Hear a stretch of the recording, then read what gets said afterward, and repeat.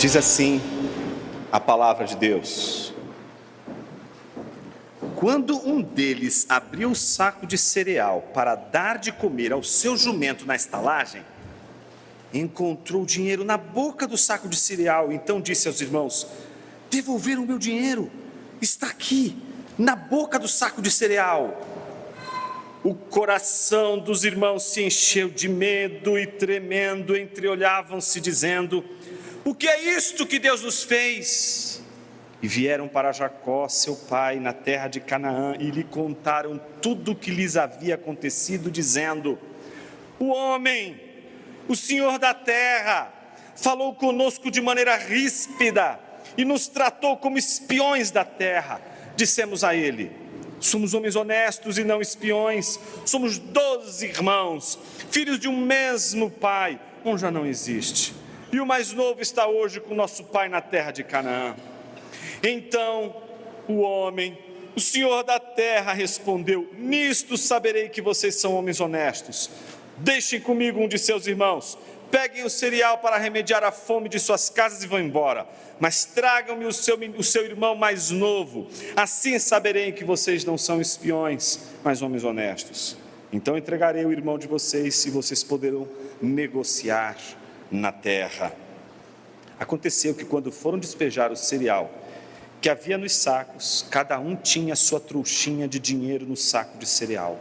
Ao ver as trouxinhas com dinheiro, eles e o seu pai ficaram com medo. Então Jacó, o pai deles, disse: vocês vão me deixar sem filhos? José se foi, Simão se foi, agora querem levar Benjamim. Todas as coisas acontecem contra mim. Mas Rúben disse ao seu pai: o senhor pode matar os meus 2 filhos, se eu não trouxer Benjamim de volta. Deixe que eu tome conta dele e o trarei de volta para o senhor. Mas Jacó respondeu: o meu filho não irá com vocês.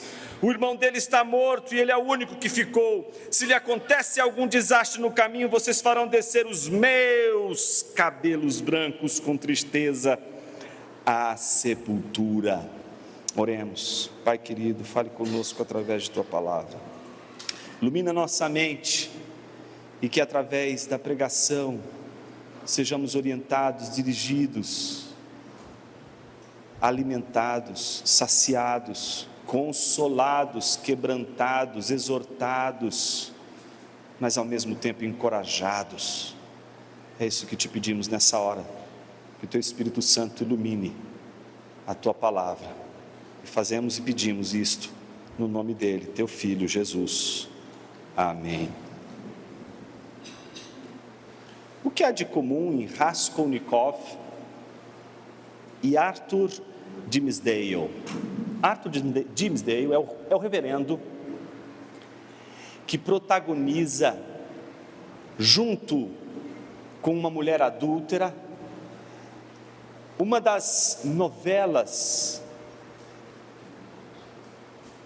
escritas no período da Nova Inglaterra, no contexto norte-americano, chamado A Letra Escarlate. Já viram? O filme, mas o filme de verdade, não o filme da década de 80, acho que da década de 90, acho que por aí. Foi um filme de verdade, Wim Wenders, década de 70, em alemão, fácil de assistir, muito melhor, mas muito melhor, porque ali você vai ver a discussão não em torno da mulher adúltera, você vai ver a discussão em torno de um pastor adúltero, mas que ninguém sabe que é adúltero. Uma mulher que carrega um A no peito, que todo mundo sabe que é adúltera. Mas um pastor que não carrega um A de adúltero, porque se esconde no testemunho da mulher adúltera, a mulher com quem ele adulterou. Ele não tem um A de adúltero escrito na sua roupa, mas ele tem o mais terrível A de adúltero que poderia estar cravado em alguém. Ele tem o A de adúltero cravado em seu peito, cravado em seu coração, escondido de todos, mas jamais oculto de seu coração, de sua mente. É uma alma culpada, tanto quanto é a alma culpada de Raskolnikov, a personagem principal de Crime e Castigo de Dostoiévski. O que há em comum nesses dois homens? Culpa. Culpa. E um crime. Culpa de um crime que cometeu, mas que parece não ter sido este crime redimido. Há um desejo em Raskolnikov e em Dimes Dale, os dois, de serem punidos pelo crime que cometeram, e tudo isso por causa da culpa. A culpa é um dos fenômenos humanos mais terríveis. Pode fazer as pessoas travarem, pode fazer as pessoas morrerem, mas pode fazer as pessoas mais gentis e generosas da vida, que aparentemente são as pessoas mais doces, as pessoas mais selvagens, as pessoas mais ferinas, as pessoas mais ardilosas, as pessoas mais astuciosas, mordendo o seu próprio veneno. O que faz a culpa ser um fenômeno terrível é o peso que ela coloca em indivíduos que não conseguem lidar com a consciência, que nunca dorme, que nunca encontra sossego, que nunca encontra paz. Quero me dirigir nesta manhã a gente sem paz, gente que perdeu a paz. Pode parecer que tem paz, mas no peito está cravado um P de uma paz que não existe, um P que se torna perversidade, um P que se torna punição, um P que no fundo é um clamor por perdão. Paz, sem ela estamos arruinados. Paz, sem ela não trabalhamos, não prosperamos, podemos ficar até ricos, podemos ter sucesso, podemos alcançar nossos objetivos, mas sem ela, nenhum dos nossos objetivos alcançados serão suficientes para preencher nosso coração e nos trazer paz. Por isso não são poucos, mas muitos os que dariam tudo só para ter paz. Me dirijo àqueles aflitos de consciência, que não conseguem mais lidar com a culpa, porque ela se traduz em atos que não conseguimos mais controlar. Quando a culpa não é tratada, quando a culpa não é resolvida em nossos corações, ela sai pelos poros das nossas ações, das nossas grosserias, da nossa tolice. Mas o sermão de hoje não é só um sermão que denuncia a falta de paz por uma consciência atravessada por culpa. É um sermão que também quer dar uma resposta àqueles que, junto com Raskolnikov e Dimes Dale, poderiam dizer nesta manhã: será que há perdão para o meu pecado? Nós temos analisado ao longo desses dias a fome como a grande protagonista desses últimos capítulos de Gênesis, e temos, de uma maneira didática, intencional e incansável, repetido ao longo de todos os sermões, que esta fome é vivida de três maneiras. São vivências do sofrimento, são vivências da fome, mas cada uma dessas vivências apresentam, apesar da mesma fome, aspectos completamente distintos. Por exemplo, gastamos um bom tempo no sermão passado trabalhando a vivência de José, Sabemos que os irmãos de José também estão vivenciando a fome. Sabemos que o pai, Jacó, também está vivenciando a fome. Mas o nosso objetivo na semana passada foi analisar nas Escrituras a vivência de José da fome, completamente diferente da vivência dos seus irmãos e da vivência do seu pai. Sabemos que a fome é a protagonista da transformação. A fome está no final do livro de Gênesis para dizer que Deus não vai permitir que seu povo caminhe sem ser transformado. Eu tenho uma boa e uma péssima notícia para você. Se você está caminhando nos caminhos de Cristo Jesus, você não vai permanecer nunca como você quer permanecer. Você sempre vai ser transformado.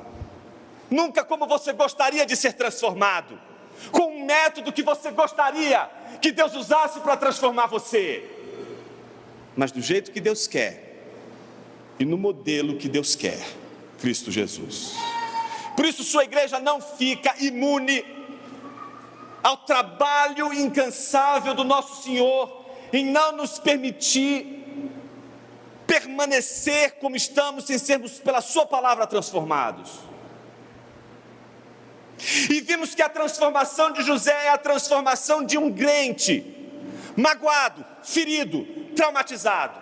Então ele é traumatizado, magoado, ferido pelo que fizeram no passado. E trabalhamos na semana passada como Deus não permite que este passado que nos magoa, nos fere, que este passado seja simplesmente esquecido. Ele precisa ser de alguma forma redimido, precisa ser de alguma forma o motivo, a razão para a transformação. Então vemos de um lado um José que não apenas tem de ser trabalhado por Deus em sua mágoa, no trauma, mas junto com a mágoa, junto com a trauma, a irmã gêmea do trauma e da mágoa, a vingança. Ao trabalhar as mágoas de José, Deus também está trabalhando em José a vingança. E vimos como Deus está fazendo isso com José. A gente vê um José chorando, a gente vê um José lutando, a gente não vê um José robótico, um José que estaria ali sendo conduzido como se fosse um robô nas mãos de um Deus títere, que está ali manipulando José como se ele fosse um bonequinho nas mãos do Senhor. Vemos um José lutando, um José que não aguenta, sai, vai chorar, mas um José que poderia voltar e mandar todos eles para o cárcere, mas não manda. Quando volta, pede para que em cada uma das sacolas de cereal, aquela sacolinha que veio com o dinheiro deles, que não era muita coisa, mas era tudo que eles tinham, que aquele saquinho de moeda que representa a misericórdia e a graça de Deus pudesse ir com eles. Um José que está sendo trabalhado para perdoar, um José que está sendo trabalhado para lidar com aquela realidade que ele tinha esquecido e que apareceu de novo diante dele, e que é por meio dela que ele será transformado. Mas hoje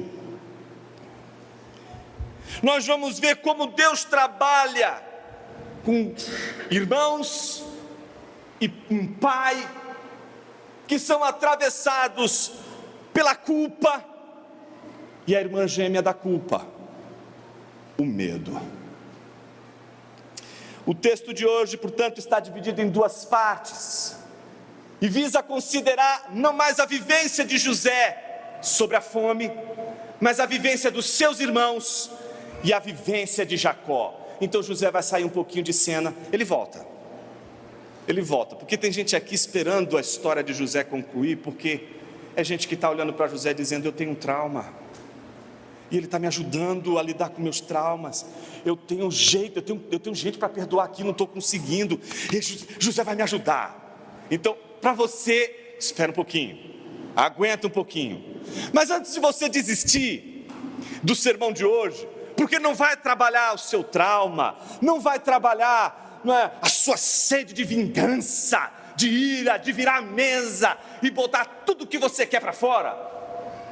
Escuta o sermão de hoje. Pode ser que aqueles que são traumatizados e que ao mesmo tempo têm sede de vingança, quando olha nos olhos dos culpados e medrosos, não se sentem tão diferentes assim. Porque a matéria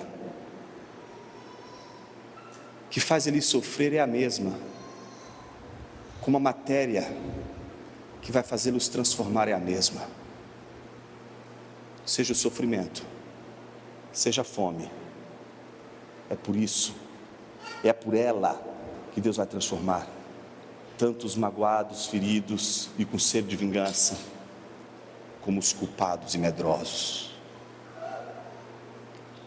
Do versículo 27 ao 35, a vivência dos culpados e medrosos que são seus irmãos.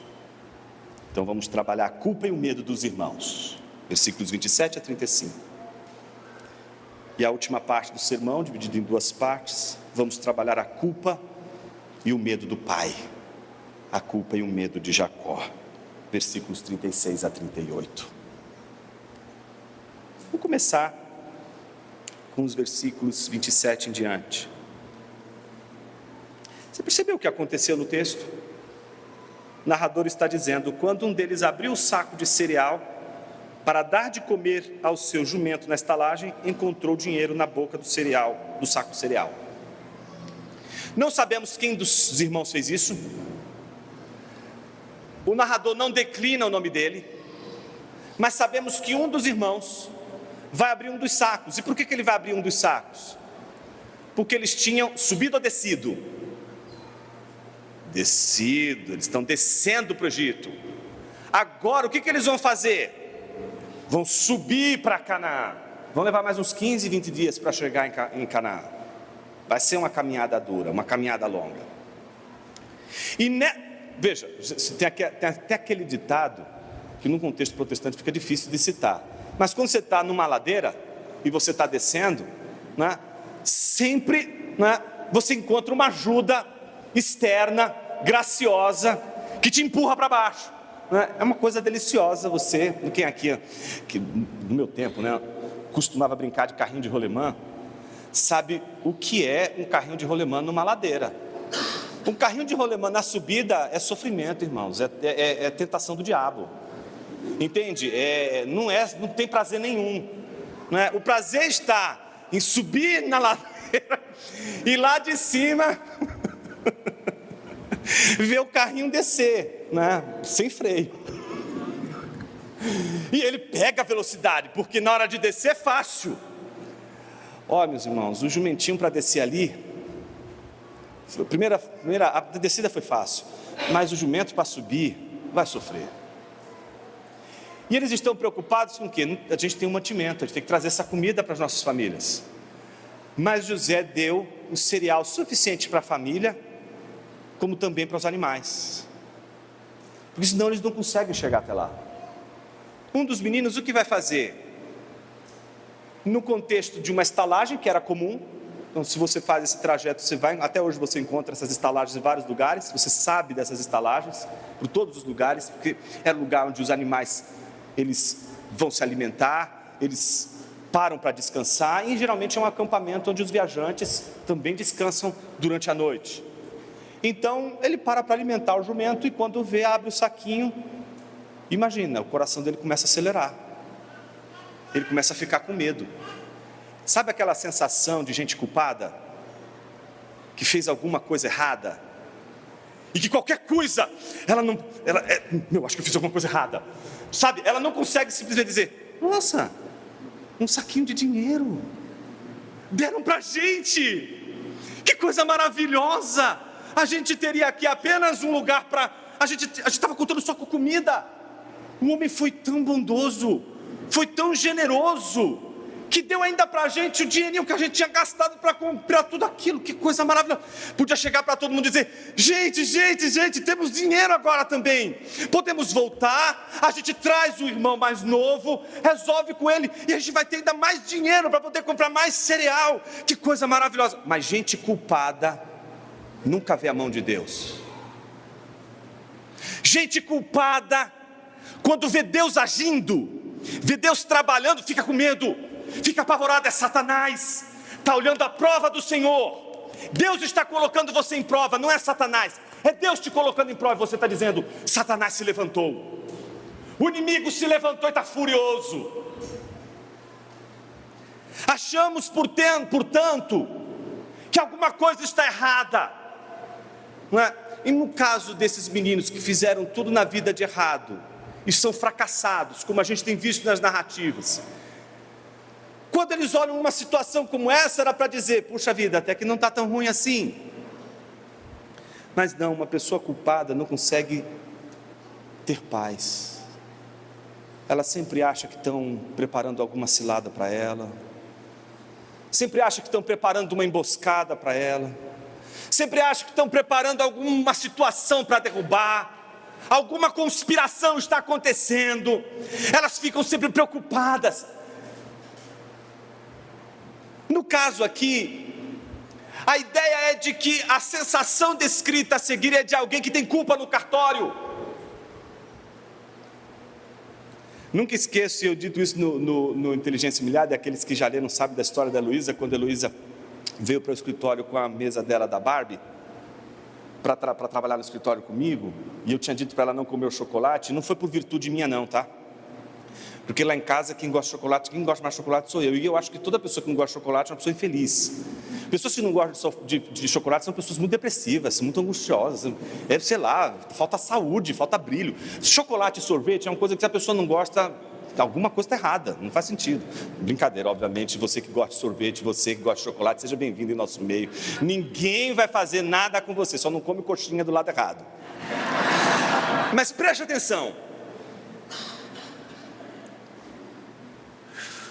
Quando Heloísa entra, ela entra já com uma alma culpada, no escritório de alguém que não é cheio de virtudes, que também foi colocado contra a parede.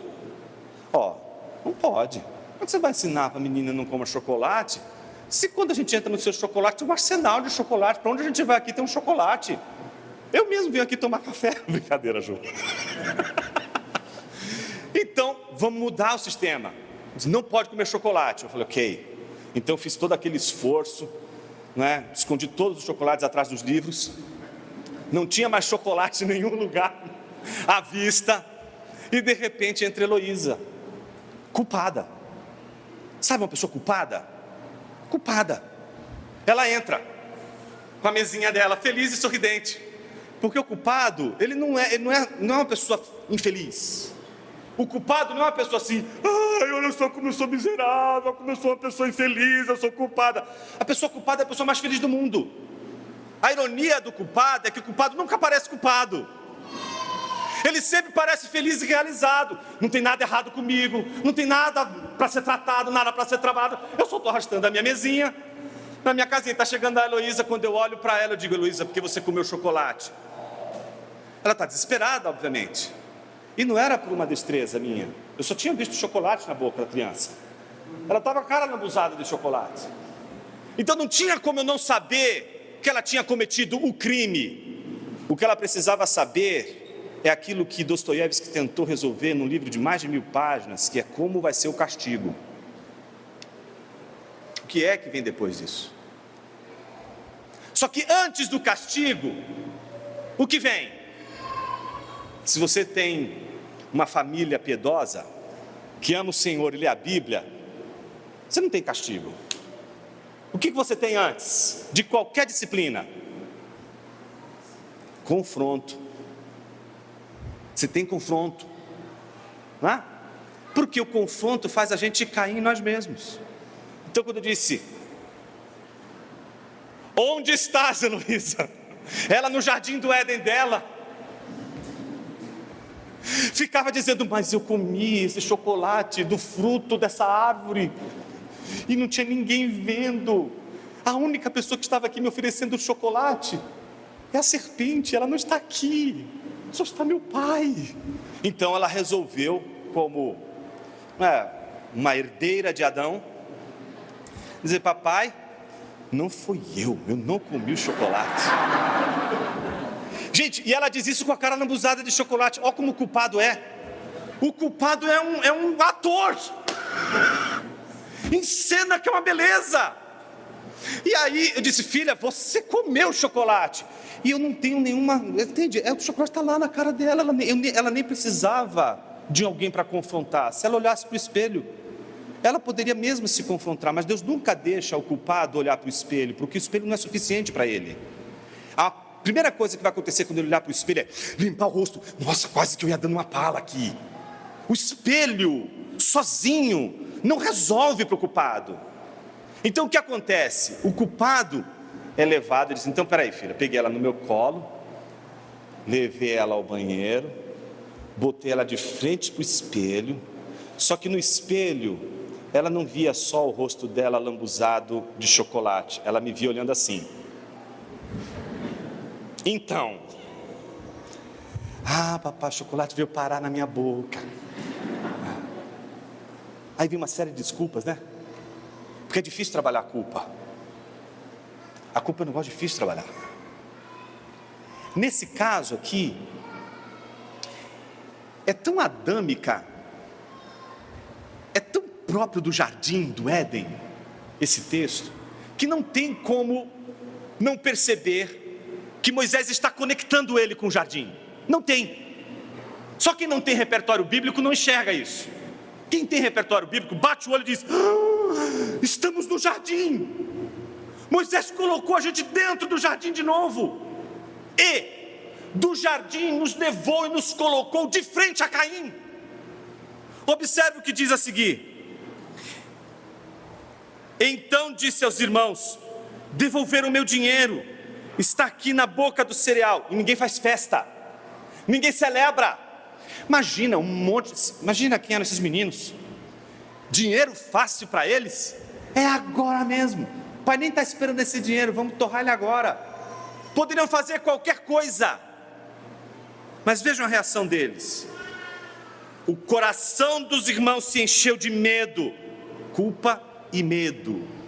O coração deles se encheu de medo e tremendo, entreolhavam-se dizendo: o que é isto que Deus nos fez? Quando Deus pergunta para Adão onde ele está, e Adão,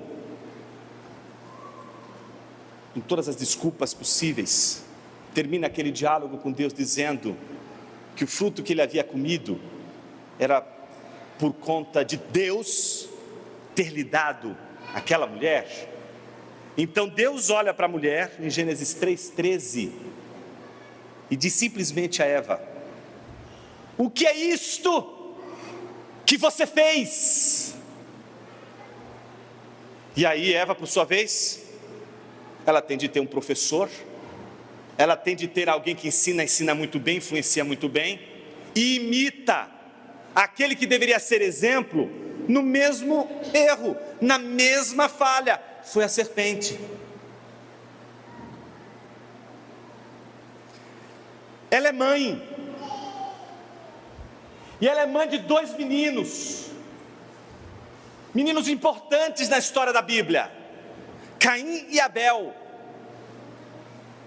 Quando você vira as páginas da Bíblia para o capítulo 4, os versículos 10 a 14, quando Deus pergunta para Caim onde está Abel, veja, a pergunta onde estás vem primeiro, depois vem a pergunta o que é que você fez. Quando Deus pergunta onde está Abel, teu irmão, a resposta de Caim é de um culpado. É de um culpado. Acaso tenho eu a ver com meu irmão? Como se nada tivesse acontecido. E então Deus olha para Caim e faz a mesma pergunta, a mesma que ele fez a Eva: o que foi que você fez? O que é isto que você fez?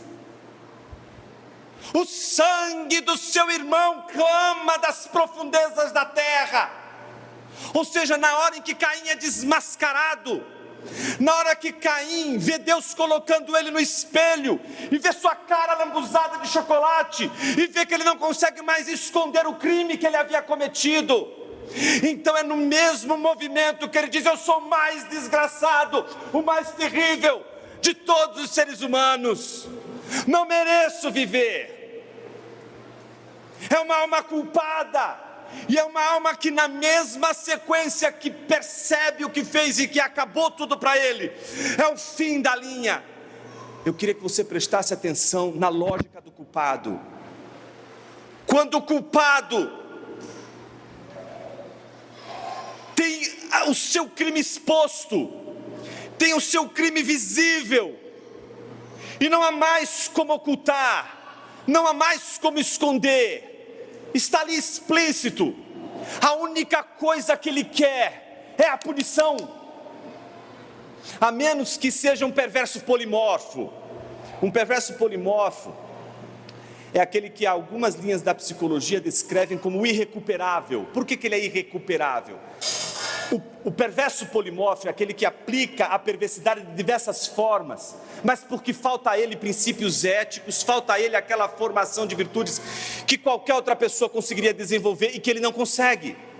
É uma espécie de Chico Picadinho, que vai fazer cometer um monte de assassinatos, vai pagar pelo crime que cometeu, as pessoas ele tem que sair da cadeia, não é? A cadeia de Taubaté não aguenta mais um sujeito lá, porque já cumpriu a pena, e chegou a hora de mandar o sujeito embora, porque cumpriu a pena, e o sujeito disse: se vocês me soltarem, eu vou continuar picando. Soltam o sujeito, e o sujeito faz mais uma vítima, volta a ser preso. Esse é o perverso polimorfo. O perverso polimorfo não tem consciência da violência. O perverso polimorfo é visto por algumas correntes como irrecuperável, não tem como mudar. Observe, um dos movimentos do culpado é achar-se um perverso polimorfo, quando não é.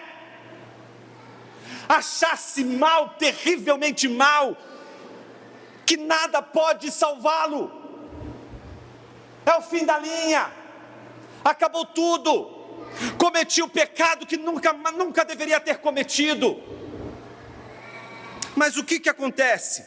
O culpado, a partir dali, vai viver assustado, com medo. Por que com medo? Por mais que as pessoas saibam, por mais que todo mundo tenha notícia do seu erro, da sua falha, do que você fez no verão passado e etc., você que é culpado vai passar a vida inteira assustado. Por quê? Roubaram sua carteira? Ai, Senhor, o Senhor está me punindo por isso, né?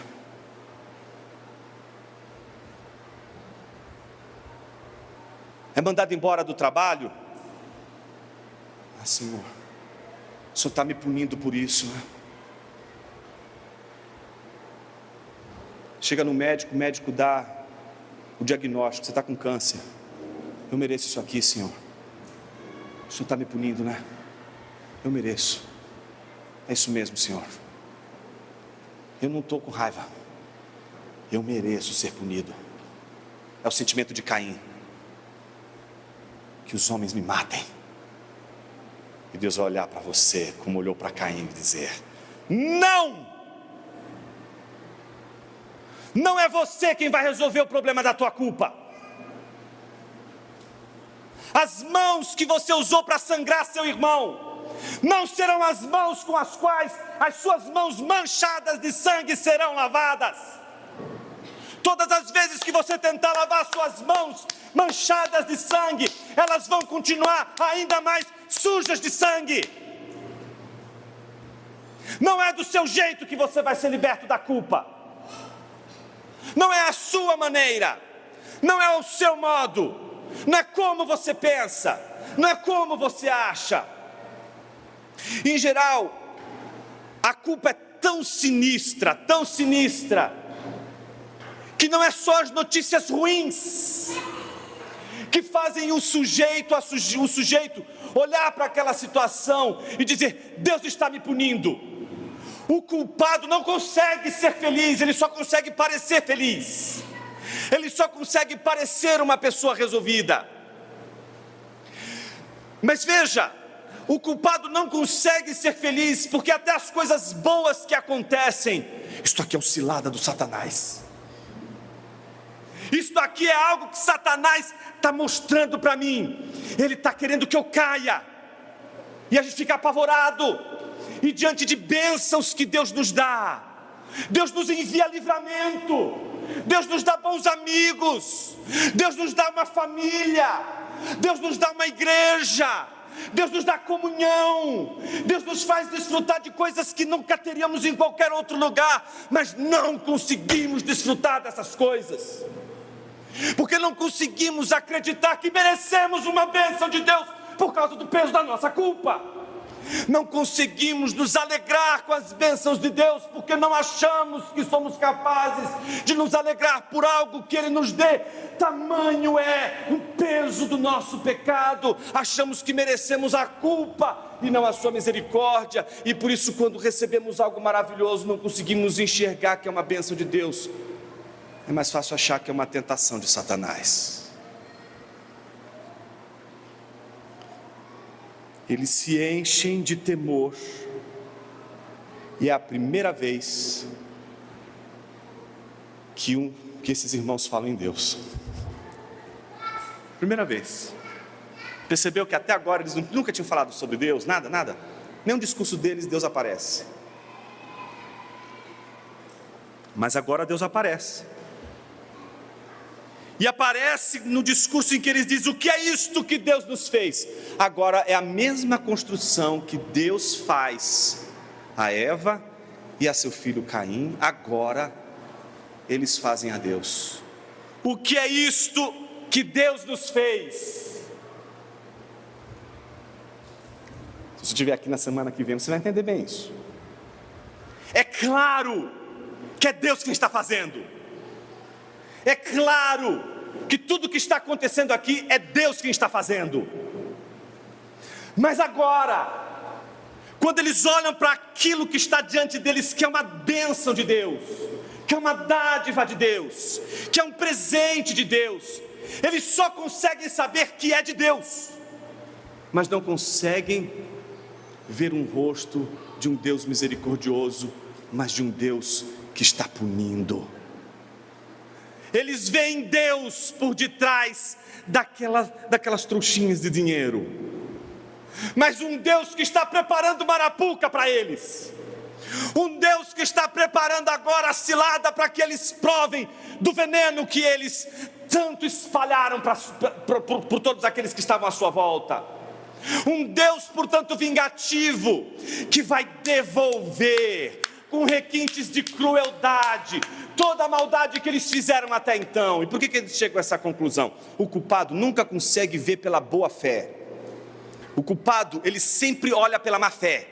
O ponto de partida do culpado é sempre ver o mundo pela má fé. Isso aqui vai dar errado, isso aqui não vai dar certo, tem coisa aqui por trás. Não consegue fazer o exercício da boa fé objetiva, olhar para algo e dizer assim: as chances maiores aqui é de ser bênção do que ser maldição. Não consegue. O culpado nunca consegue ver boa fé. Ele só consegue imaginar o seguinte: pergunta que você deve estar se fazendo: por que esses meninos estão apavorados? Eles estão sob teste. Você está acompanhando essa série de sermões e sabe que eles estão sendo testados por José. E José está testando justamente a honestidade.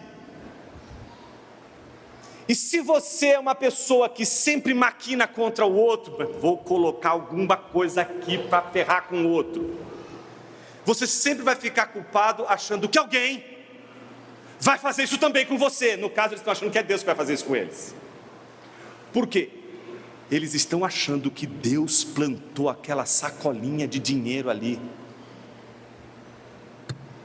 Deus plantou essa sacolinha aqui. Estamos arruinados.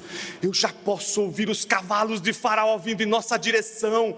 Eles vão encontrar essa trouxinha aqui nas nossas sacolas. São tantas sacolas, são tantas sacolas, são tantas sacolas. Não dá para a gente abrir todas elas e tentar achar essas sacolinhas aqui agora. Então, para todos os efeitos, quer dizer que vocês levaram esse cereal e não pagaram por ele? Bandidos, Vocês não entendem? A imaginação do culpado é: nós seremos arruinados. E o problema não é que Faraó planejou isso. Eles já esqueceram José, já esqueceram o governante. Eles estão culpados porque é Deus que está por detrás desses eventos, me punindo pelo que eu fiz no passado. Jonas, você está me descrevendo, eu não consigo ser feliz. Não é só com as coisas ruins que acontecem que eu me sinto mais culpado, é justamente quando me acontecem coisas boas. Eu sempre acho que tem alguma coisa que vai acontecer de ruim. Todas as vezes que eu vivo um dia feliz, eu sempre me pergunto: mas isso vai acabar, porque Deus não vai querer que eu fique feliz tanto tempo. Deus não vai permitir que essa alegria seja duradoura. Ele sempre vai me tirar essa alegria, Ele sempre vai me roubar essa alegria. E Ele tem razão. Ele tem razão, porque Ele sabe o que eu fiz, e eu sei e tenho consciência do que eu fiz. Imagine, portanto, que esses irmãos não conseguem se alegrar com a dádiva, com a graça, com as bênçãos, mas consideram aquele dinheiro amaldiçoado, consideram tudo aquilo que está acontecendo com eles uma grande maldição. A reação, portanto, deles não é de se alegrar com aquilo que aconteceu, mas de medo, ficam apavorados. Então, versículo 29... diz exatamente o seguinte: vieram para Jacó, seu pai, na terra de Canaã, e lhe contaram tudo o que lhes havia acontecido, dizendo, e a gente vê um resumão.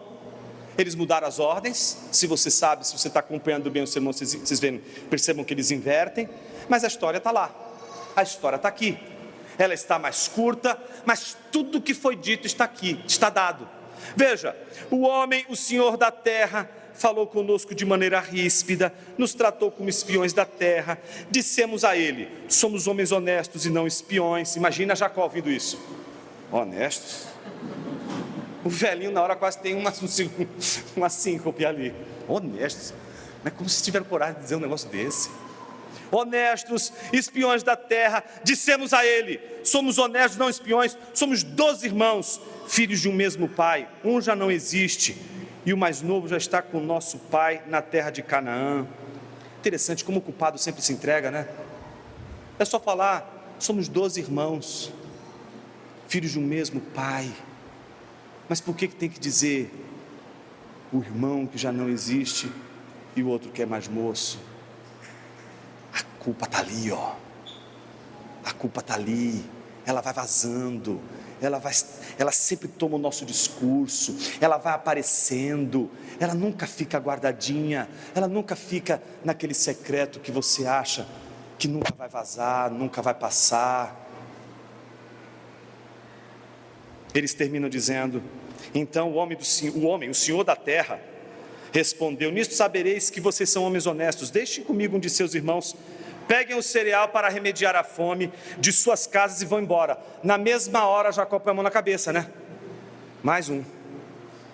Esses meninos mais uma vez estão voltando sem um dos irmãos. Imagina Jacó nessa hora, faz as contas, está faltando um. E o que vocês fizeram? Não vai me dizer que vocês deixaram o menino lá. O que acontece? Mas tragam-me o seu irmão mais novo, assim saberei que vocês não são espiões, mas homens honestos. Então entregarei o irmão de vocês, e vocês poderão negociar na terra. Ou seja, o pai já sabe que um dos meninos ficou, e mais uma vez aqueles marmanjos estão voltando agora para casa, agora não tão jovens como eram, mais velhos, supostamente mais experimentados, mais experientes, mais vividos, estão diante do velho, contando para ele tudo o que aconteceu, e um déjà vu, né? Eu já vi essa história antes, as mesmas personagens envolvidas, e um filho perdido. A coisa não para por aí. Aconteceu que quando foram despejar o cereal que havia nos sacos, cada um tinha a sua trouxinha de dinheiro no saco de cereal. Ao ver as trouxinhas com dinheiro, eles e o seu pai ficaram com medo. E são medos diferentes, tá? Os dois ficaram com medo. Mas você sabe que a fome é a mesma para todo mundo, mas cada um vivencia a fome de um jeito. Todo mundo tem medo, mas cada um vivencia o medo do seu próprio jeito. Então, de um lado, a gente tem meninos, nós temos marmanjos que já estão apavorados, com medo de serem, de alguma forma, sofrerem retaliação por conta daquelas trouxinhas que foram plantadas ali. E o que é mais curioso, eles estão dizendo a verdade. Aquelas trouxinhas foram dadas, eles pagaram por aquela comida, eles pagaram por aquele cereal. E se isso estivesse acontecendo, seria a primeira vez na história desse país, brincadeira, a primeira vez na história que aqueles rapazes estariam dizendo a verdade, que realmente eles não estariam mentindo, que realmente eles estariam na posição de injustiçados. Então eles estão de um lado com medo, porque as trouxinhas estão ali, são muitas, e daqui a pouco eles vão ter que pagar por isso, e eles entendem que quem está por detrás disso é Deus, que não os deixa ser feliz pelo pecado que eles cometeram no passado. Mas do outro lado tem um pai velho, que olha para aquelas moedinhas e tem medo. Sabe por quê? Ele já viu essa história antes. Ele viu aqueles meninos chegarem sem um de seus filhos, e eles não estavam com as mãos abanando, eles tinham dinheiro nas suas mãos, e era o dinheiro resultado da venda de seu irmão para midianitas que o venderam para o Egito. Ele já tinha visto aqueles meninos com dinheiro nas mãos, sem um de seus filhos com eles. Qual será o medo? Até agora a versão que Jacó tinha era de um filho dilacerado por uma fera. Mentiram para ele. E até agora para Jacó era isso que tinha acontecido. Mas quem contou a história de que José tinha sido dilacerado por uma fera? Quem induziu Jacó a acreditar que se tratava disso? Trouxe as vestes manchadas de sangue. O discurso daqueles meninos potencializavam para Jacó toda espécie de dúvida. E agora mais uma vez, dinheiro no jogo e um menino a menos. Dessa vez alguma coisa deu errado. Jacó, portanto, está com medo. Mas Jacó não só tem medo, Jacó também tem culpa. De um lado temos os meninos com culpa porque realmente mataram José. Do outro lado, nós temos Jacó, que se sente culpado por ter matado José. Todos os discursos são discursos, ele já não existe mais, ele já partiu, ele já se foi. De um lado os irmãos, achando que ele já não estava mais entre eles, porque ao ter sido vendido como escravo, já não deve nem mais vivo estar. O pai, que sente que mesmo que o filho não esteja mais vivo, se sente culpado por ter mandado seu filho bisbilhotar as coisas dos irmãos, que eram filhos que ele jamais tinha confiança. Se a reação dos meninos é diante da culpa, não se alegrar diante da graça, mas ter medo da mão abençoadora de Deus, medo do perdão de Deus, medo da redenção divina. Por outro lado, nós temos um Jacó também com medo. A pergunta é: qual é o medo de Jacó? Observe os versículos a seguir. Então Jacó, o pai deles, disse, perceba o pronome possessivo, perceba a primeira pessoa sempre aparecendo no texto, perceba um Jacó que ainda tem de ser trabalhado por Deus. Veja,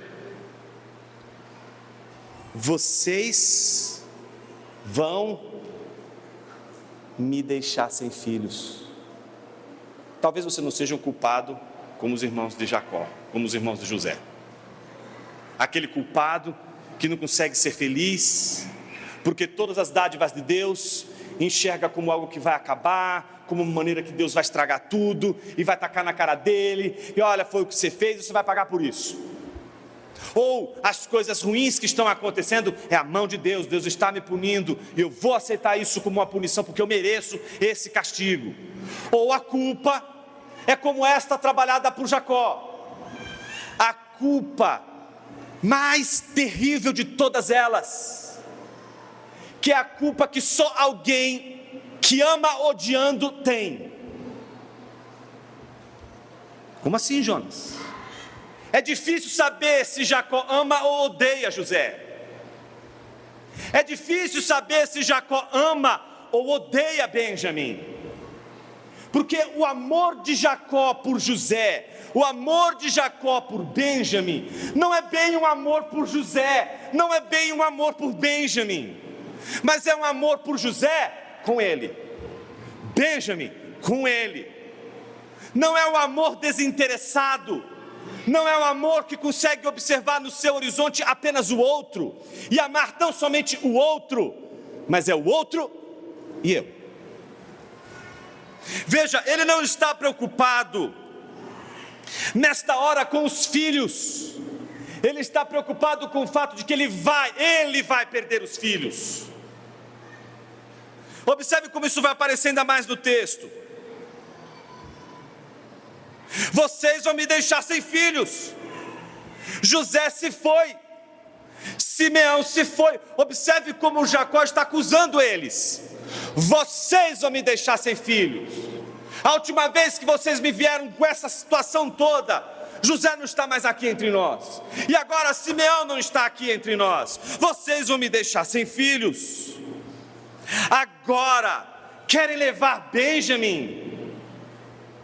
Todas essas coisas acontecem contra mim. Eita, como o culpado é egocêntrico demais. Como o culpado gosta de um holofotezinho para ele. Como o culpado não consegue pensar no outro, só em si mesmo. Não consegue tratar a coisa do outro, só consegue tratar a si mesmo. Seu olhar, suas coisas, sua maneira de ver o mundo, sua maneira de tratar. Se está feliz, se não está feliz, não importa o outro, pode ser a pessoa que você mais ame na vida. Por isso que é amar odiando. Porque a pessoa que você ama realmente é a pessoa mais amada nesse mundo. Mas esse amor é um ódio ao mesmo tempo, porque o interesse nesse amor é só porque é uma referência a si mesmo. Eu comecei com Raskolnikov, falei do James Dale, do Nathaniel Hawthorne, e eu queria terminar com uma terceira indicação de literatura para vocês, aquela que eu considero a obra mais importante do Lewis, é aquela que coroa toda a sua obra, é aquela que qualquer que se debruça sobre os estudos do C.S. Lewis, no final, entende todo o seu projeto, não só filosófico, poético, apologético, teológico, tudo que você puder imaginar. A obra que coroa, a obra que coloca todas as cartas na mesa, a obra que diz por que ele passou a vida dele inteira estudando não só o mito de Eros e Psique, mas estudando todas as versões possíveis desse mito, seja no conto de fada, seja nos romances, seja na poesia clássica, seja em qualquer canto, menos no cinema, porque ele odiava cinema. Em qualquer situação que você considerar, estudou a relação entre Eros e Psique, que é uma obra de ficção que ele escreve junto com a sua esposa, que logo em seguida falece, e que dedica a ela, chama-se Até que Tenhamos Rostos. É a história de uma senhora idosa, rainha, que vai representar de toda a história uma maneira de contar o mito de Eros e Psique diferente. Todo mundo, de alguma forma, que conhece a história sabe que Eros e Psique tiveram um romance e que Psique tinha irmãs que eram invejosas, E todas as histórias que a gente estuda, que a gente conhece, que segue esse padrão do mito, mesmo a história da Branca de Neve, por exemplo, você vai perceber que tem a relação da mocinha e tem, não é, as invejosas. Tem as invejosas sempre ali. Cinderela também, etc. Ele resolveu contar a história, não pelo viés da psique, mas de uma das irmãs, de uma invejosa. E o romance é toda a história de uma invejosa. E quando vocês trabalham a relação entre autor e obra, o que vocês descobrem é que ele escolheu aquela invejosa como uma senhora, dando voz não só a uma personagem, mas à história da própria vida dele. É uma obra de arte aquilo ali. E é uma senhora idosa, que só no final da vida descobriu que as pessoas que ela mais amava eram as pessoas que ela mais odiou na vida. A inveja, ela é como o pecado. E antes de explicar por que ela é um pecado, compare a inveja com ferro ou ferrugem. Quando você observa a ferrugem, você pode até dizer, existe a ferrugem, mas a ferrugem nunca foi ferrugem, sempre foi ferro. A ferrugem é o ferro, oxidado, apodrecido, corrompido. Por isso que você pode dizer, como Agostinho diria, que Deus não cria a ferrugem, Deus cria o ferro, porque a ferrugem é o ferro que Deus criou corrompido. O que Deus cria é o ferro, mas a ferrugem, o ferro enferrujado, a gente, por exemplo, consegue explicar. A gente não consegue explicar como nós, criaturas boas, por Deus criados como criaturas boas, nos corrompemos. A mesma coisa é inveja. Não existe inveja. Não existe inveja. O que existe? Amor. A inveja é amor. Mas é um amor que enferrujou. Um amor que apodreceu. Um amor que enferrujou. Um amor que se corrompeu. E pasmem vocês, a inveja, a gente às vezes trabalha de uma maneira muito pueril. A gente acha que a gente só pode invejar pessoas que estão longe da gente, tomara que fiquem longe, porque cair na mão de um invejoso é uma desgraça. Tem que ser ficar longe do invejoso. O problema é que essa visão que eu acabei de descrever de inveja, ela é muito naif, muito ingênua. Você acha que você não pode ter inveja da sua esposa, não? Você está dormindo com ela todas as noites, cara, e você acha que você não pode ter inveja dela?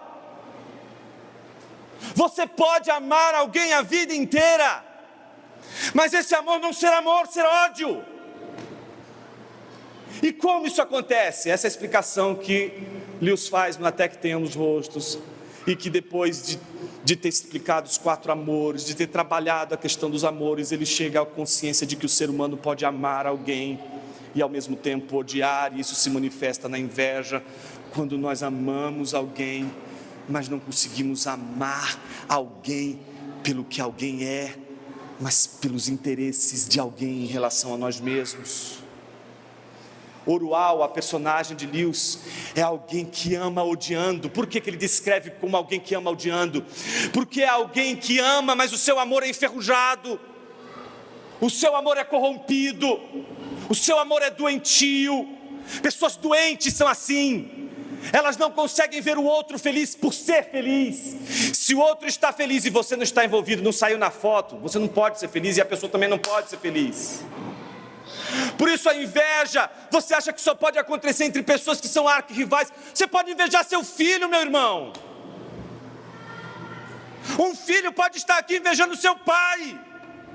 Você, minha querida, que está casada há 20, 30 anos com alguém, com seu marido, você pode invejar ele, não sabe. Você pode invejar as pessoas mais próximas de você, porque você as ama. Ninguém inveja quando você apenas odeia. Quando você odeia, acabou, é ódio. Mas a inveja pressupõe amor, e é um amor corrompido. É aquele que vai olhar aquele bebê José no colo e dizendo: você vai ser outra coisa, porque você é o filho do meu amor. Ele olha para aquele menino e diz assim: você me lembra os momentos mais felizes da minha vida. É você que me faz ver em toda a história de meus fracassos, todos os engodos, tudo que eu fiz. Você me faz acreditar que vale a pena. Dali a pouco esse menino começa a crescer. Ele é melhor do que o pai. Ele é melhor do que o pai. Ele é grandioso, ele tem caráter. Ele é fiel, ele é confiável. Ele é temente. Ele é tudo o que ele gostaria de ser e não é. Ele ama tanto aquele menino que não quer tirar aquele menino de perto dele. As pessoas são capazes de amar de uma maneira tão doentia, que elas podem esquecer os outros 10 filhos que têm, só porque amam aquele menino de uma maneira doentia, e acham que amam de verdade. Você não está amando, você está odiando, é isso que Deus está dizendo. E é isso que esse texto também está revelando sobre Jacó. É um Jacó que olha para tudo e diz: vocês todos estão contra mim. É um Jacó que está dizendo para todos eles: quem são vocês? Eu me importo com aquele que se foi e com o único que sobrou e que me faz lembrar os melhores momentos da minha vida.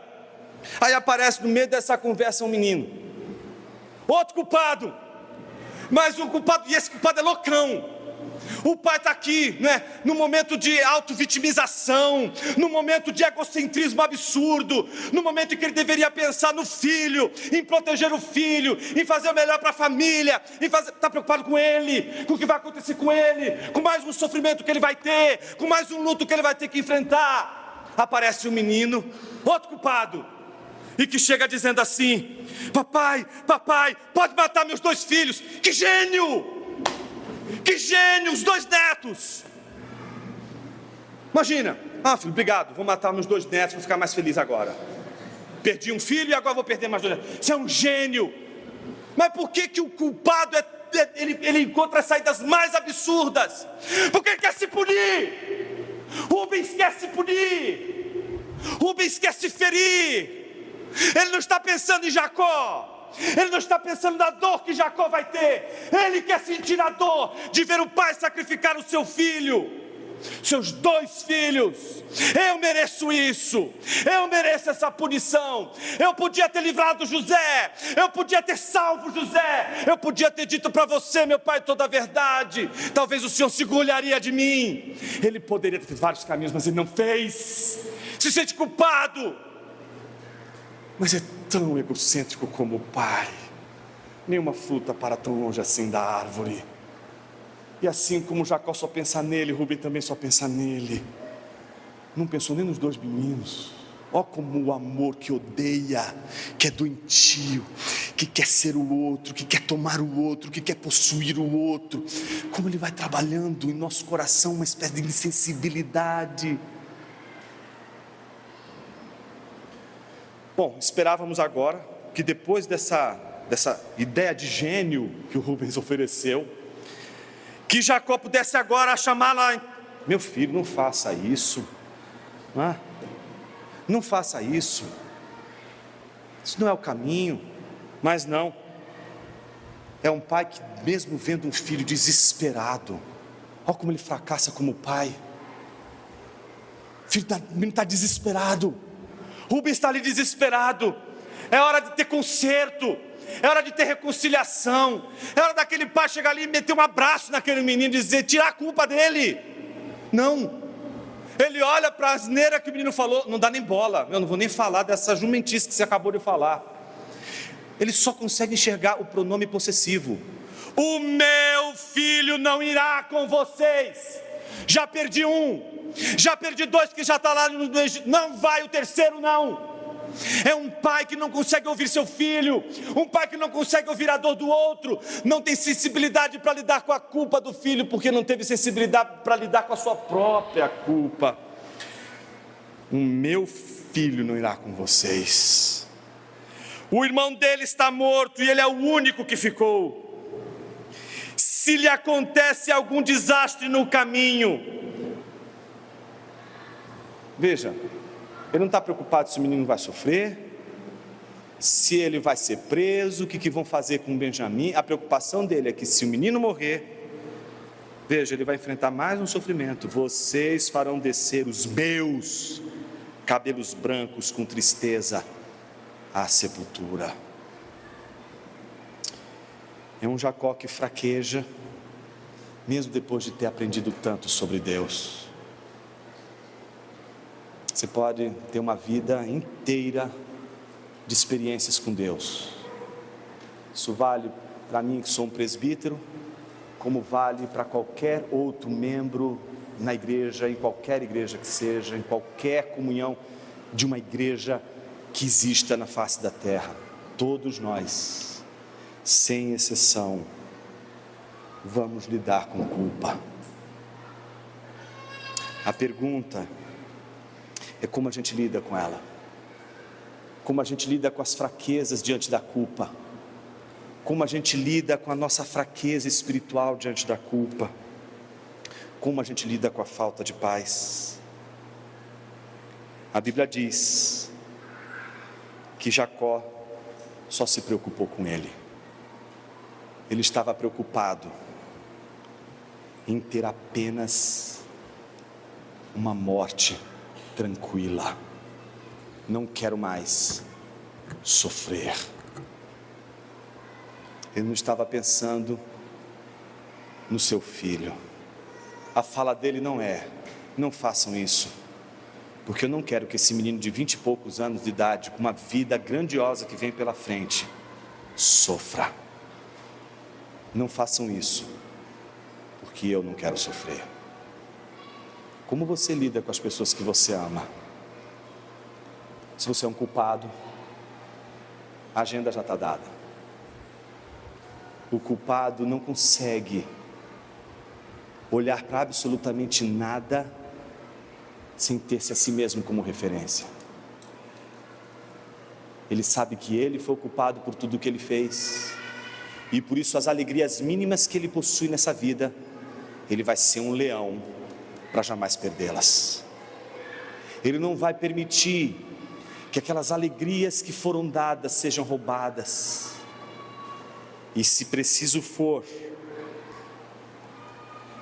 o que preciso for, ele fará para mantê-las. Tudo isso por falta de paz. Jonas, eu preciso de paz. Eu não tenho paz. Eu sou esse culpado como os irmãos, que não conseguem ver na dádiva divina a bênção, não conseguem se alegrar e fica com medo. Eu me sinto, aliás, como esse irmão mais prudente, mas que não teve brilho suficiente para levar sua prudência até as últimas consequências. Me sinto como Rubem. Eu vivo procurando uma oportunidade para me penitenciar pelos pecados que eu cometi. Eu preciso fazer alguma coisa contra meu corpo. Eu preciso sofrer. Pessoas podem se talhar seus corpos, ferir seus corpos por causa da culpa. Podem se martirizar, podem se vitimizar e colocar: mas eu sou essa pessoa, Jonas, eu não quero mais ser esse egocêntrico. Ou talvez você seja como Jacó, um culpado que odeia as pessoas que mais ama nessa vida. A sua pergunta talvez seja: Jonas, há uma salvação para mim? Assim. E sabe quando que começa a sua salvação? Não é quando você se reconcilia com seu irmão. Não é quando você se reconcilia com seu pai. Não é quando você se reconcilia com seu cônjuge. Não é quando você se reconcilia com seus amigos.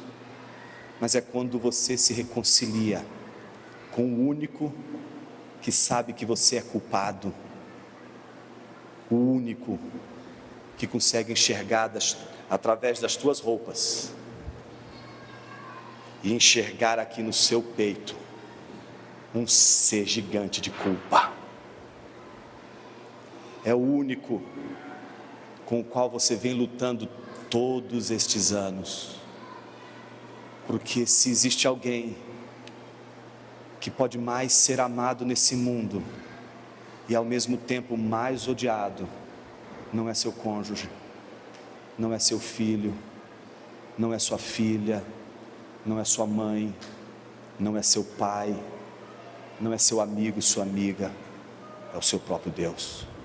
Nós podemos odiar aqueles a quem mais amamos.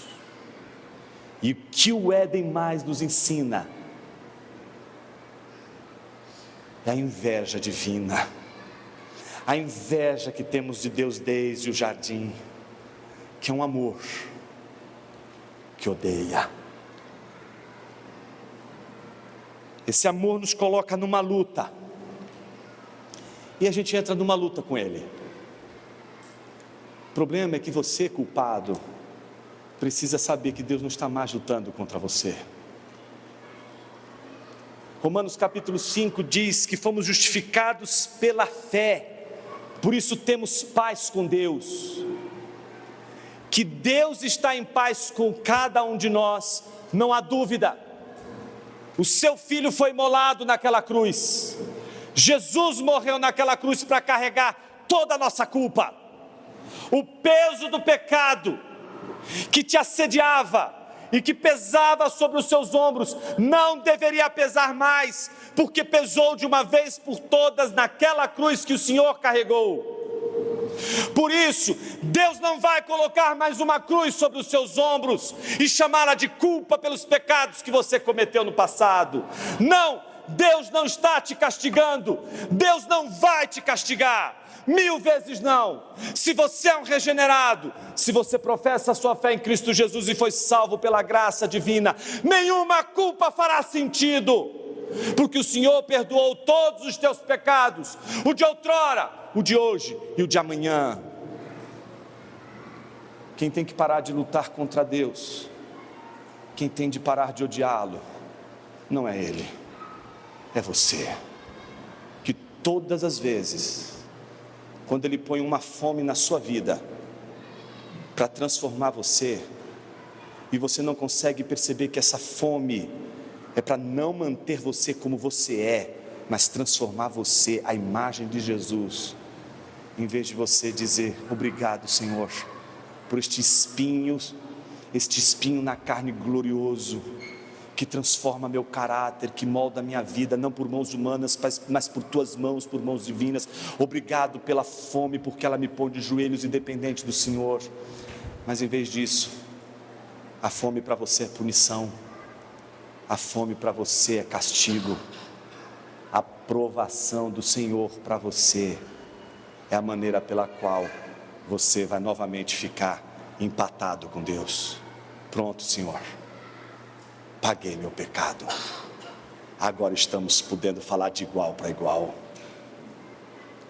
Para com isso. Você nunca vai conseguir fazer o que Deus fez por você.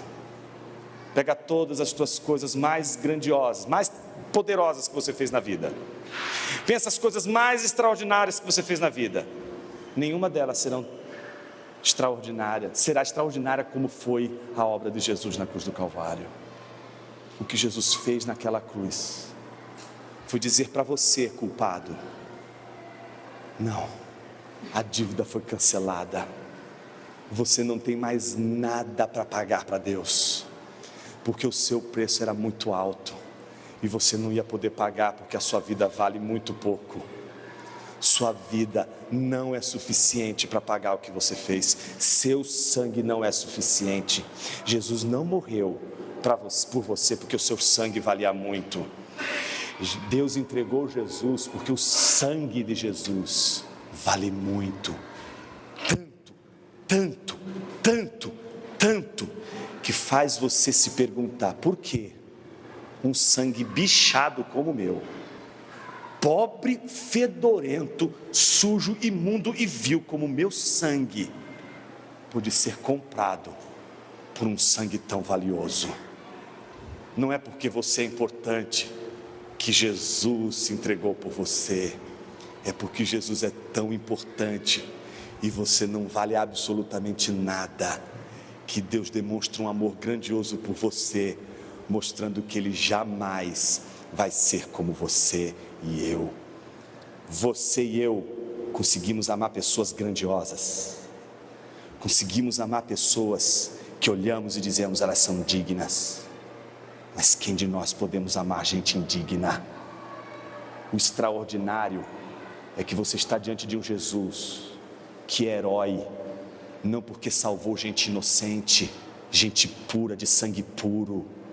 O extraordinário é que você está diante de um herói que não salvou mocinho nenhum nessa história. O extraordinário é você sair daqui hoje sabendo que Jesus é um herói que deu a vida por bandidos, por gente da mais péssima espécie. E é por isso que a gente olha para o Senhor e diz: por que, Senhor? Por que eu? Curva a sua cabeça. E nesse momento de silêncio, minha oração é para que enquanto você, nesse silêncio, se encontra com Deus, no seu mundo interior, nesse universo que só você e Ele conhecem muito bem, que você possa ver as mãos de Deus mostrando para você que não há mais fardo nenhum. Você é como aquele peregrino que diante da cruz vê a carga pesada escorrer dos ombros até o fim da montanha.